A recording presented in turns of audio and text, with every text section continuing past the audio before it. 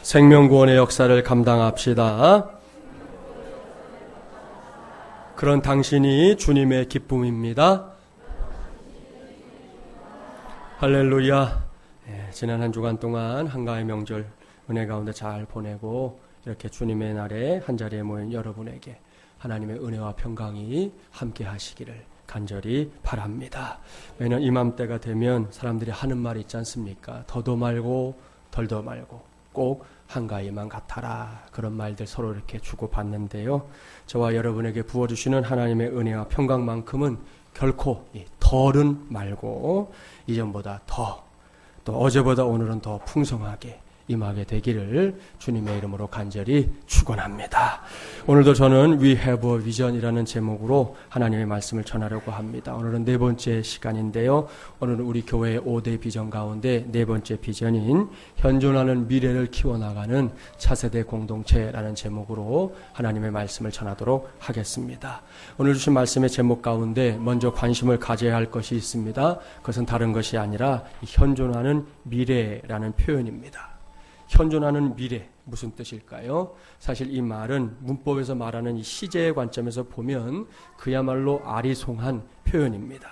왠지 아시죠? 이 현존이라는 말은 시제로 말하면 과거, 현재, 미래 가운데서 이 현재에 속하는 단어입니다. 그런데 그 현존이라는 말과 함께 미래라는 단어를 사용하고 있으니까 이게 좀 아리송하고 또 의아할 수 있다는 것이죠. 그 의미를 누구보다도 잘 이해하고 있었던 한 사람을 먼저 소개합니다. 그는 스위스의 교육학자였고 교육개혁가였던 페스탈로치 선생님입니다. 여러분도 잘 아시는 이름이죠. 이 페스탈로치 선생님은 자기가 가르쳤던 아이들이 이제 한 해가 지나고 학년이 올라갈 때가 되면 그 아이들 앞에서 꼭 머리를 조아려 가며 아주 정중하게 인사를 했다고 합니다. 그러니 생각해 보세요. 주변에 있는 사람들이 그 모습을 보고는 좀 의아하게 생각했어요. 하도 이상해서 물었습니다. 아니, 당신은 저 아이들의 선생님인데 어떻게 그렇게 아이들에게 머리를 조아립니까? 왜 그렇습니까? 그때 페스탈로치 선생님이 대답했습니다. 이 아이들 중에 이 다음에 반드시 위대한 인물이 나올 것입니다. 그래서 지금부터 이 친구들에게 제가 존경하는 마음을 표시하는 것입니다. 그렇게 말해 주었다는 것이죠. 사랑하는 마중물이란 가족 여러분, 참으로 훌륭한 스승입니다. 그리고 여기서 이 페스탈로치 선생님이 머리를 조아리고 있는 그 대상들, 그들이 바로 오늘 우리가 함께 생각해야 할 현존하는 미래입니다.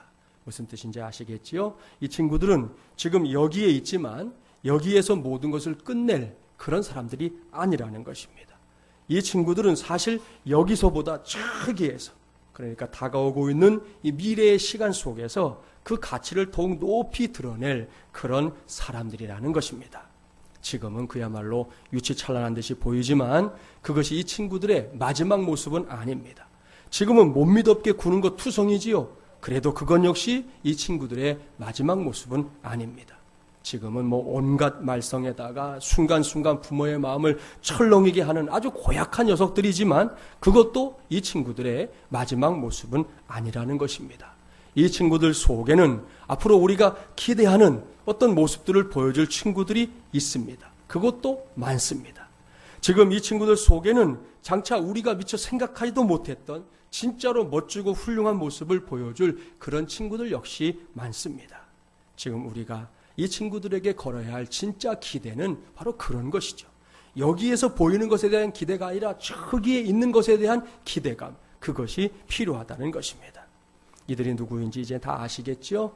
이 친구들은 바로 저와 여러분의 자녀 손들입니다. 또한 우리 교회에서 지금 믿음으로 자라가고 있는 모든 꿈나무들입니다. 어떤 사람들은 이 현존하는 미래를 그저 청년들로 국한하기도 하는데요. 저는 그렇지 않습니다. 저는 지금 엄마의 태중에서 꼬물거리고 있는 5명의 마중물예람 가족들이 있어요. 우리 교회 안에 지금. 그 5명의 마중물예람 가족들을 비롯해서 이 자리에 있는 이 청년, 이 장년 성도들 바로 뒤에 서 있는 청년들에게 이르기까지 그들 모두를 현존하는 미래라고 생각하는 목사입니다. 바로 그들을 하나님의 사람으로 우리 교회의 이름을 그대로 옮겨오면 예람으로 키워나가는 차세대를 위한 공동체가 되는 것, 이것이 바로 우리 마중물 예람 교회의 네 번째 비전입니다. 오늘은 이러한 사실을 철저하게 저와 여러분의 마음판에 새겨놓기 바랍니다. 그 심정으로 이 시간에 주신 말씀에도 귀를 기울이게 되기를 바랍니다.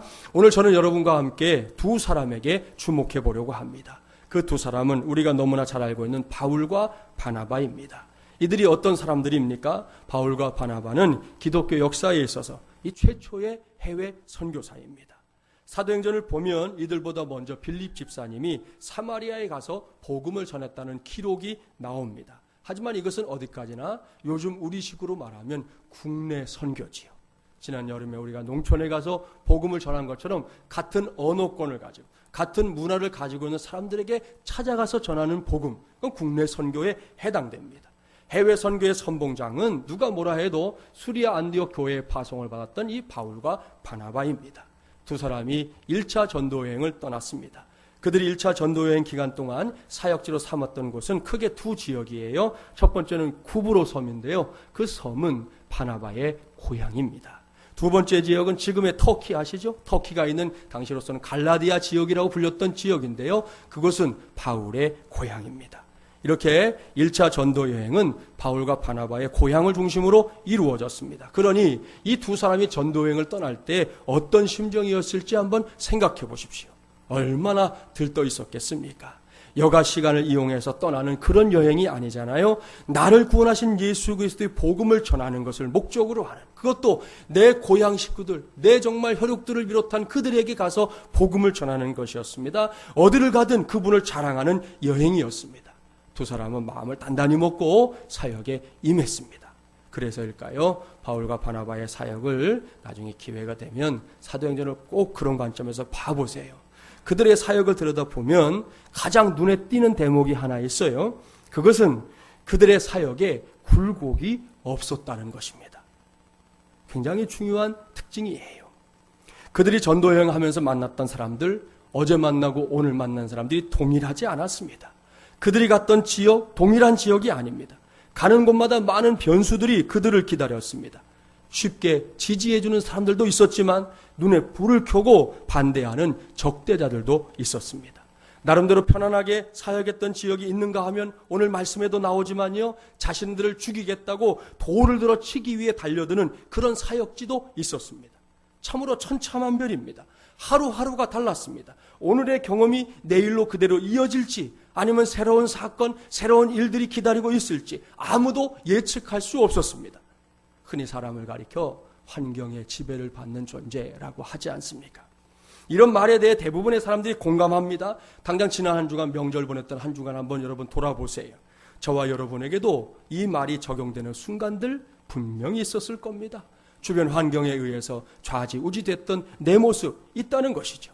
그게 사람입니다. 그런데 바울과 바나바를 보십시오. 참 희한한 사람들입니다. 그들은 이러저러한 변화에 별로 영향을 받지 않습니다. 평탄하면 평탄한 대로, 어려우면 어려운 대로, 지지자들이 있을 때든 없을 때든 관계없이 능력 있게 복음을 전하고 있습니다. 그렇습니다. 성경에서 볼 수 있는 그들의 모습은 지칠 줄 모릅니다. 어떤 상황에서도 넉넉하게 대처합니다. 쫄지 않습니다. 어려우면 어려울수록 더 능력 있게 사명을 감당하고 있습니다. 생각해 보십시오. 처음으로 길을 닦는 거잖아요.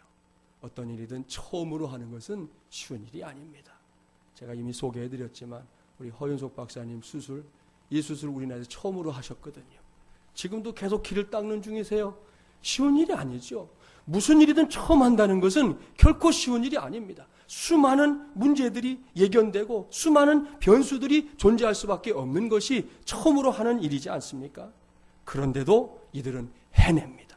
뒤로 물러서지 않았습니다. 목숨 걸고 달려듭니다. 그래서 바울과 바나바의 사역을 가리켜 한 신학자는 말하기를 마치 캐터필러와 같다, 그렇게 말했습니다. 캐터필러가 무엇입니까?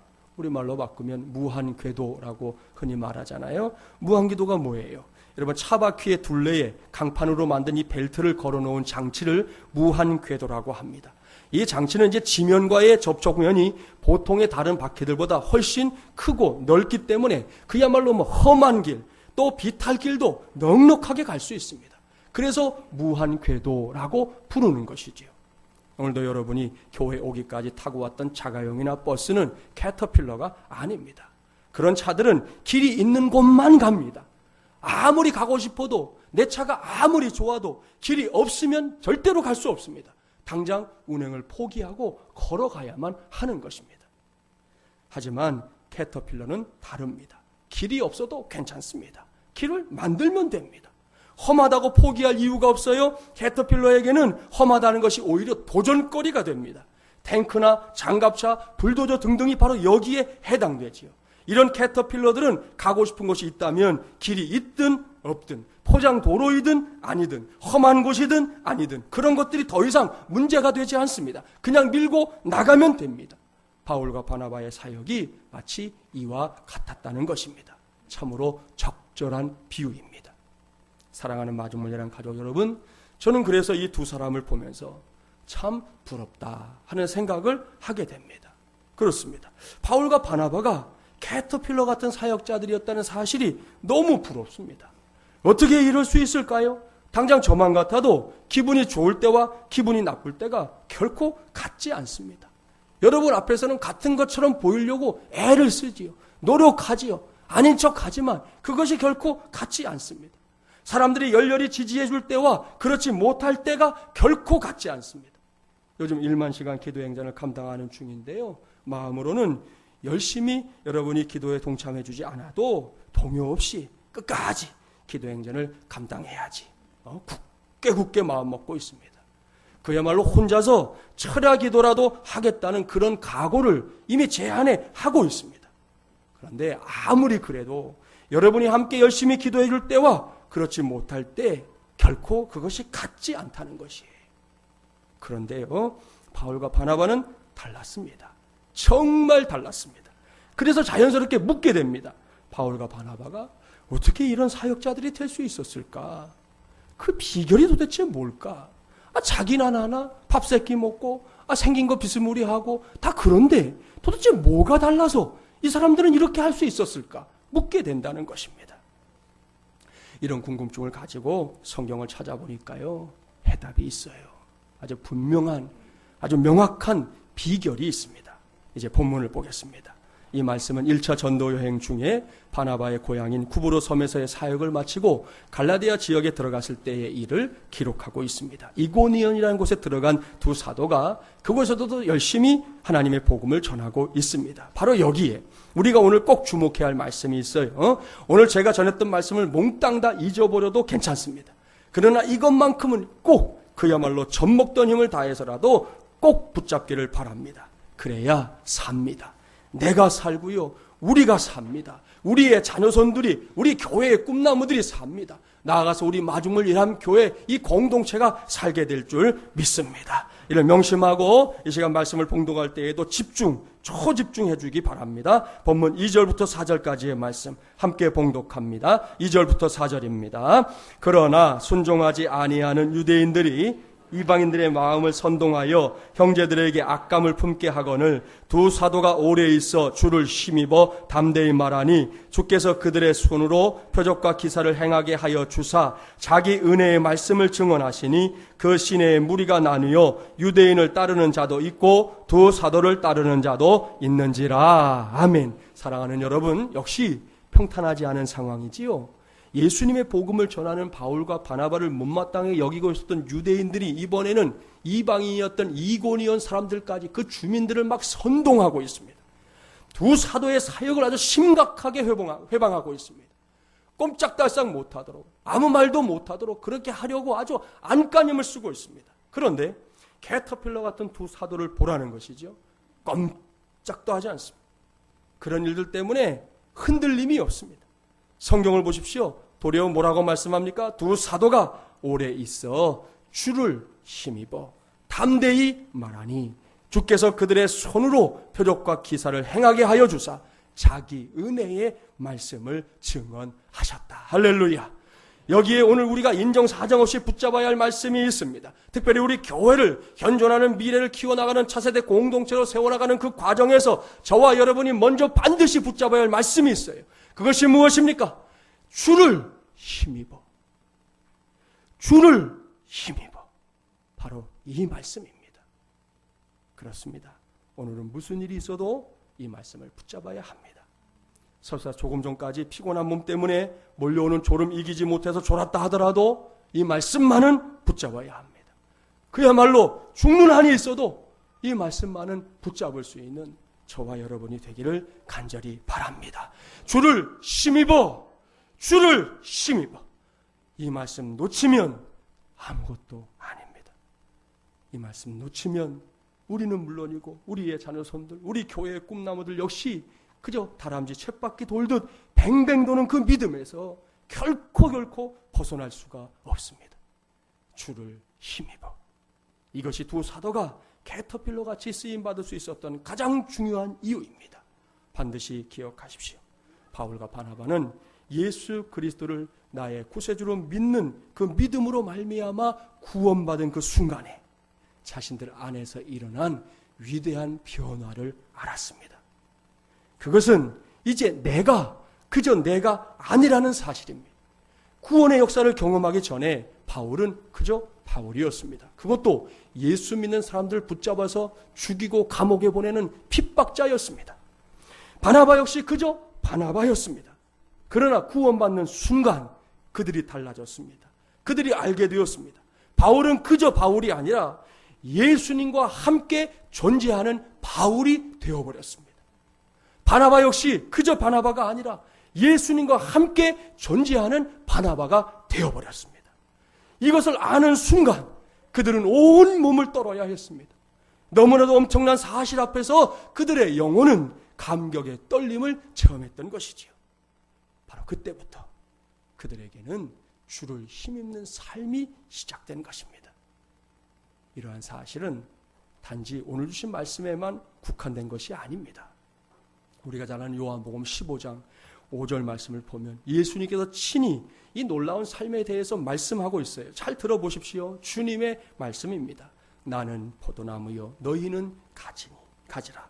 그가 내 안에 내가 그 안에 있으면 사람이 열매를 많이 맺나니 나를 떠나서는 너희가 아무것도 할 수 없습니다. 아멘. 놀라운 말씀입니다. 우리가 너무 많이 알고 있고 너무 잘 알고 있다고 생각하는 말씀이지만 그럼에도 불구하고 이 말씀은 놀라운 말씀입니다. 이 말씀은 위대한 말씀입니다. 사랑하는 여러분, 내가 구원받았다는 것은 무엇을 의미하는 것입니까? 우리가 교회에 오면 자주 듣잖아요. 구원. 지난주도 생명구원의 역사. 아까도 축복하셨어요. 생명구원의 역사를 감당합시다. 여러분, 그 구원이 뭐냐는 것이에요.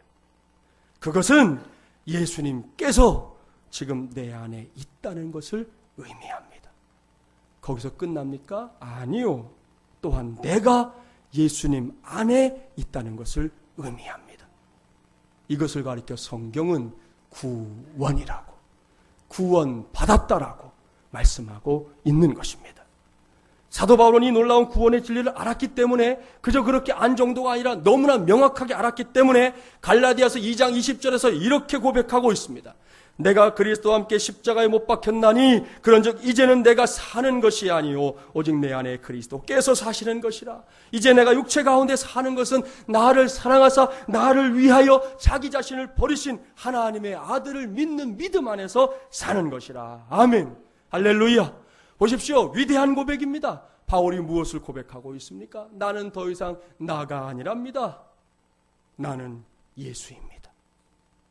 그뿐이 아니죠. 예수는 또한 나입니다. 이것이 바울의 고백입니다. 신학자들은 이러한 바울의 고백을 가리켜 예수 그리스도와의 신비적 연합이다. 그렇게 표현했습니다. 예수 그리스도와 하나 된 걸 표현하는데 인간의 언어로 표현할 수 있는 게 별로 없어요. 그 신비스러움을 전제하고 신비적 연합이다. 그랬습니다. 이것이 믿음 안에서 일어난 기적입니다. 이것이 믿음 안에서 일어난 사건입니다. 그리고 이 기적과 이 사건이 어떤 상황에서도 주를 힘입어 사는 삶을 가능하게 했던 것이죠. 이런 고백은 사도 바울만의 것도 아니에요. 바나바만의 것도 아니에요. 성경에 나오는 믿음의 사람들을 그 관점에서 한번 구약부터 신약까지 쭉 읽어보십시오. 곳곳에 주를 힘입어 살았던 사람들에 관한 기록들이 넘치고 있습니다. 소년 다윗 아시잖아요. 거인 골리앗과의 전쟁에서 그가 보여줬던 게 뭡니까? 우리에게 말하고 싶어하는 게 뭡니까? 거인 골리앗을 물리치려면 물맷돌을 잘 던져야 한다? 그걸 가르쳐 주는 건가요? 하루에 적어도 6시간, 7시간, 8시간 정도는 물맷돌을 던지는 훈련을 해야만 거인 골리앗을 물리칠 수 있다? 그것을 가르쳐 주는 건가요?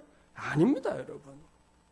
이 싸움은 철저하게 주를 힘있는 삶이 무엇인지, 그리고 주를 힘있는 삶이 얼마나 위대한 것인지를 가르쳐주기 위해서 기록된 말씀입니다. 골리앗과의 싸움에 나섰던 어린 다윗의 그 위대한 고백을 떠올리십시오.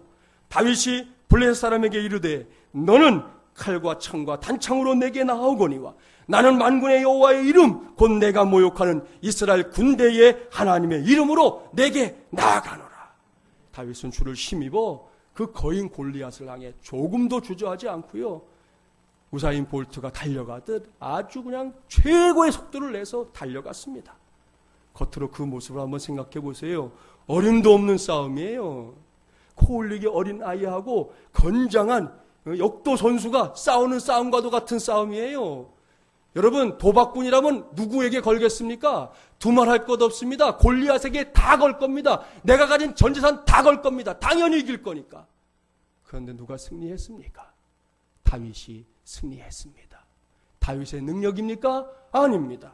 하나님의 능력이었습니다. 주님의 능력이었습니다. 그것이 다윗에게 승리를 안겨주었던 것입니다.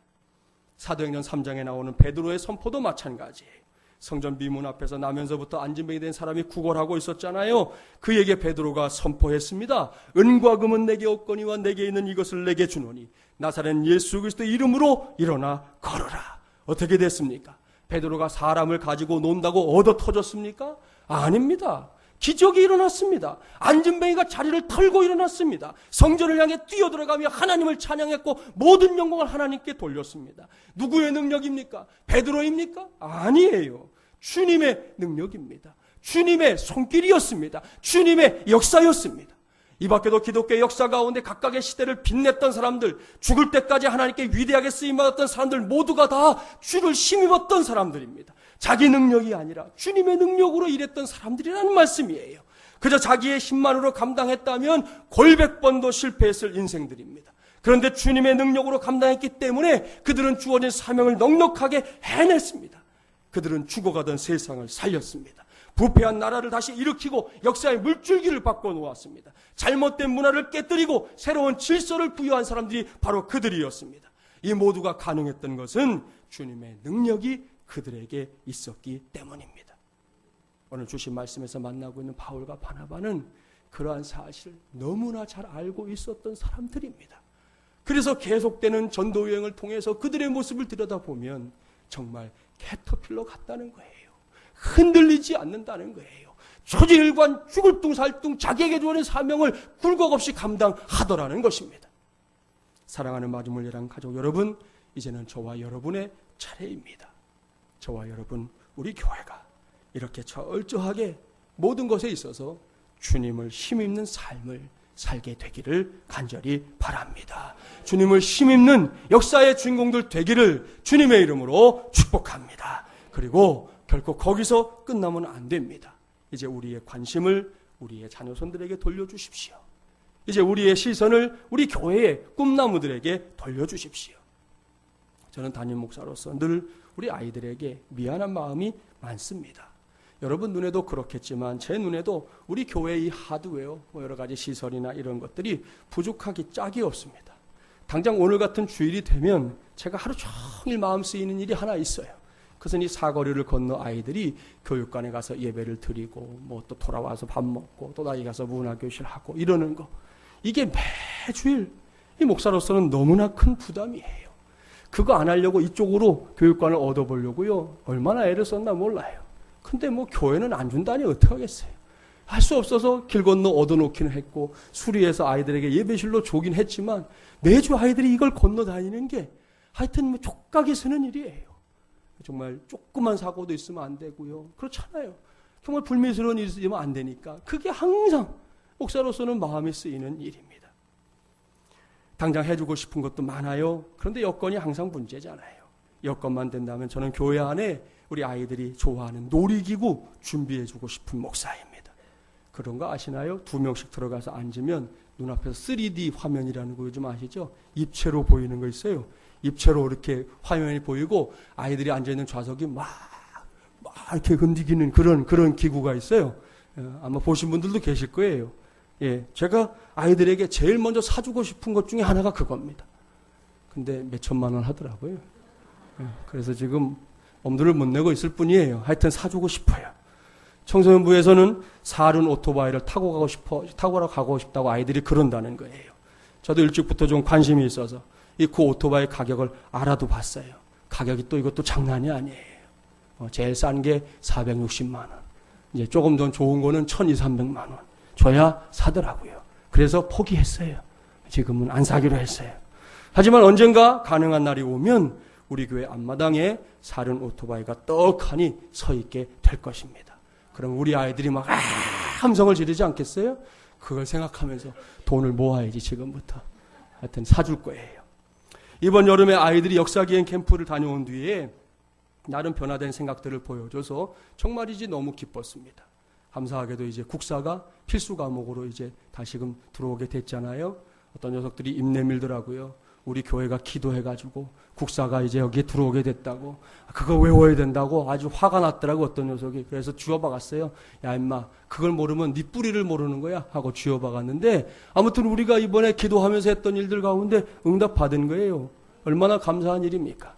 그래서 여세를 몰아 내년에는 중국 상해에 아이들을 보내서 임시정부를 비롯한 역사 유적지 탐방을 이어갈 예정입니다. 그것에 우리 팀이 머물 교회도 좀 알아봤고요. 또 홈스테이 할 가정들도 알아보고 있는 중입니다.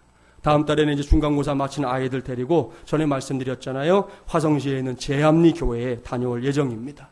일본의 만행으로 30여 명의 성도들이 불에 타서 순교한 그 교회를 찾아가서 신앙과 애국의 정신을 새롭게 하는 시간을 가져보려고 합니다. 지금 제암리 교회가 다시 세워져 있거든요. 근데 보니까 그것을 일본 사람이 헌금을 했더라고요. 자기들의 잘못을 반성한다. 그 사제위원회라는 게 생겼어요. 제암리 교회 사제위원회가 있는데 그 위원회에서 헌금을 보내주어서 지금의 제암리 교회를 다시금 지은 거더라고요. 참 얼마나 귀한 일들입니까? 아무튼 이렇게 나름 아이들을 위해서 몸부림을 치고 있는 중입니다. 그래도 부족함이 많습니다. 그런 와중에 참으로 다행인 것은 우리 아이들이 우리 교회를 그래도 많이 좋아해 주고 있다는 것입니다. 작년 11월에 등록한 아이들이 있어요. 부모님은 아직 교회 못 오셨는데 길 건너 맘스터치라고 치킨집 하고 계시는 분들인데, 그분들 집에 아이가 셋이에요. 청소년부 1명, 어린이부 1명, 유아유치부 1명. 나이 차이가 얼마큼 나는지 대충 짐작이 가시죠? 이 친구들이 등록을 하고 나서 교회에 나오고는 집에 가서 부모님에게 뭐라고 했는지 압니까? 이 친구들 중에 큰 녀석은 그전에 다른 교회도 좀 다녀봤는데 적응을 못해서 교회를 안 나가고 있었던 그런 아이였거든요. 그런 아이들이기 때문에 부모 마음으로는 나름 염려가 있었던 모양이에요. 하지만 정말이지 괜한 염려였습니다. 이 아이들이 집에 가서 한 말은 이것이었어요. 아빠, 엄마, 맞은물 예람 교회는요 100배나 좋은 교회예요. 너무 좋아요. 그러더라는 것이죠. 할렐루야. 여러분은 어떤지 모르겠지만 저는 지금까지 머리털 나고 신앙생활을 한 역사 이래로 교회를 두고 이렇게 엄청나게 칭찬하는 거 들어본 적이 없습니다. 간혹 교회 앞을 지나가다가 혹은 동네 마트에 이렇게 갔다가 그 어머니를 가끔 이렇게 만난 적이 있었어요. 그럴 때마다 이 어머니가 머리를 숙여가며 감사하다는 거예요. 그 마음을 제가 알 것 같아요. 왜냐하면 아이들을 늘 두고 종일 나와서 장사하니까 애들이 얼마나 신경 쓰이겠어요. 사춘기에 있는 녀석들 부모가 돌봐줘야 되는데 못 챙겨주는데 교회가 그걸 좀 챙겨준다고 생각을 하셨는지 볼 때마다 이렇게 아이들 잘 챙겨주셔서 감사하다고 머리를 조아려가면서 이렇게 인사를 하면 저도 막 몸둘 바를 모르겠더라고요. 참 감사한 일입니다. 모두가 다 하나님의 은혜인 줄 믿습니다. 이러한 현실을 생각하면서 우리 교회에서 자라고 있는 친구들에게 제일 먼저 그리고 제일 많이 해주고 싶은 것이 있습니다. 그것은 앞서 말씀드린 대로 이런저런 하드웨어를 구축해 주는 것이 아닙니다. 지금 당장은 능력도 되지 않습니다. 그러나 앞으로 설사 그런 능력이 갖춰진다 해도 이 친구들에게 제일 먼저 제일 많이 해주고 싶은 것은 그것이 아닙니다. 정말로 제가 제일 먼저 제일 많이 해주고 싶은 것은 그 아이들 모두가 주님을 힘입어 사는 삶이 무엇인지를 알게 하는 것입니다. 그것을 체험하게 하는 것입니다. 그것을 인정하게 만드는 것입니다. 그것이 그들의 능력이 되는 것입니다. 그것이 제가 우리 아이들을 향해 갖고 있는 소원이고 비전입니다. 아울러 오늘 이 시간 함께 예배하는 우리 마지막 예랑 가족들 모두가 함께 갖게 되는 소원, 함께 갖게 되는 비전이 되기를 주님의 이름으로 축복합니다. 그래서 당부합니다. 무조건 여러분의 자녀손들을 교회로 보내야 합니다.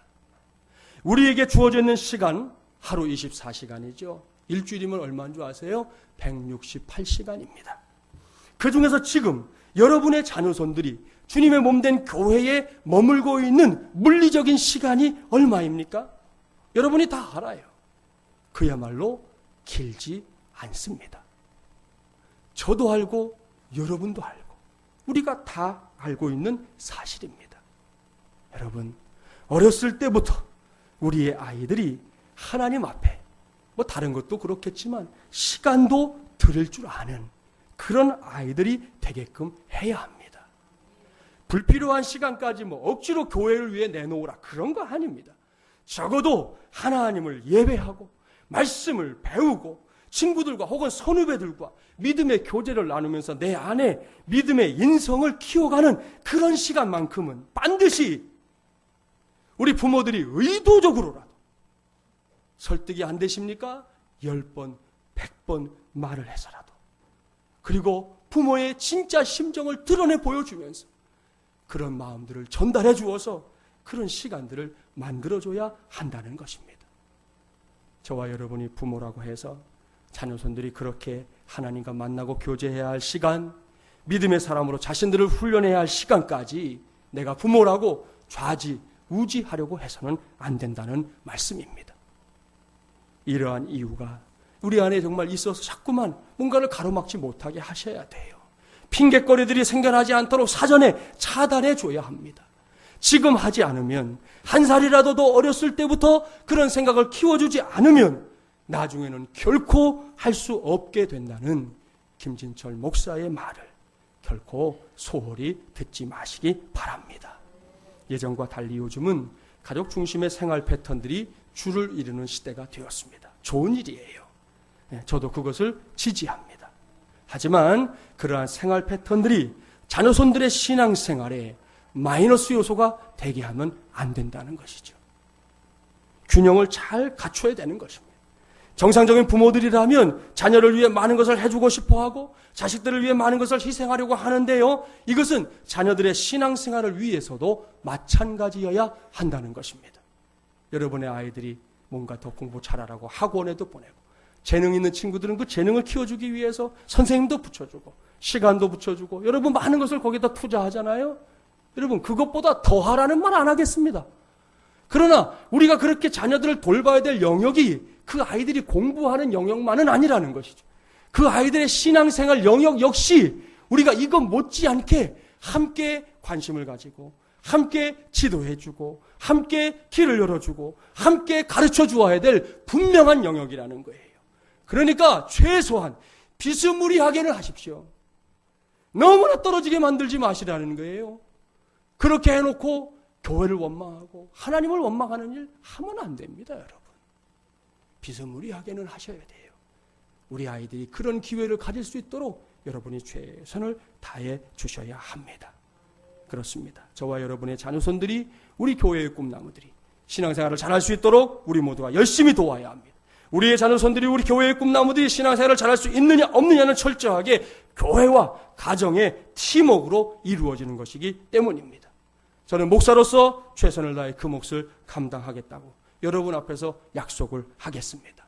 1부, 2부에는 교사들이 많이 왔어요. 교사들에게도 당부했어요. 여러분이 하고 있는 일이 얼마나 중요한 일인지 아느냐. 여러분이 교사로서 우리에게 맡겨져 있는 이 꿈나무들을 믿음으로 키워가는 거 책임져야 된다. 당부했습니다. 그러니 여러분도 부모님의 심정으로 반드시 그렇게 하겠다고 다짐하고 행동해 주기를 바랍니다.